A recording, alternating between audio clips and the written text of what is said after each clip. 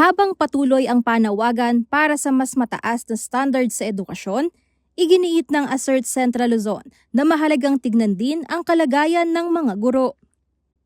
Sa panayam sa So to Speak ng CLTV 36, sinabi ni Assert Central Luzon President Arlene James Pagaduan na hindi magiging epektibo ang anumang education reform kung kulang sa suporta ang mga nasa loob mismo ng classroom.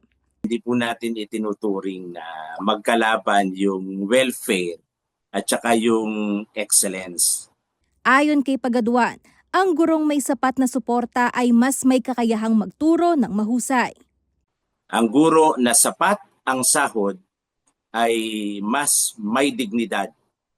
Kaya ang gurong competent ay mas may kredibilidad.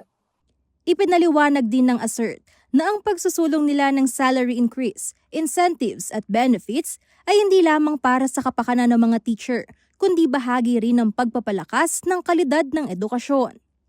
Hindi po pwedeng taasan ng sahod lang, dapat kasama po yung strengthening of standards ng ating mga guro.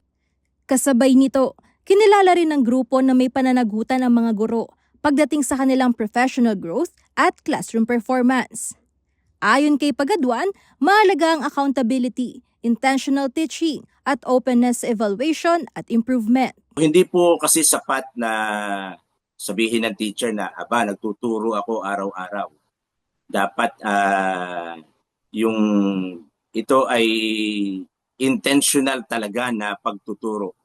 Bukas rin daw ang Assert sa performance auditing at evaluation systems basta't patas, developmental at hindi ginagamit bilang pananakot o dagdag na parusa sa mga guro. So evaluation must build teachers, not break teachers.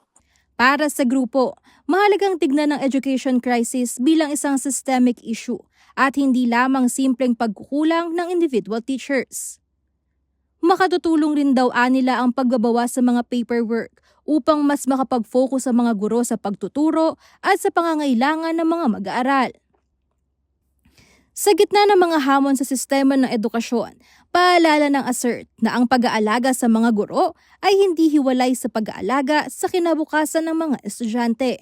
Dahil para sa grupo, ang teacher's welfare at teaching excellence ay hindi magkalaban, kundi magkaugnay.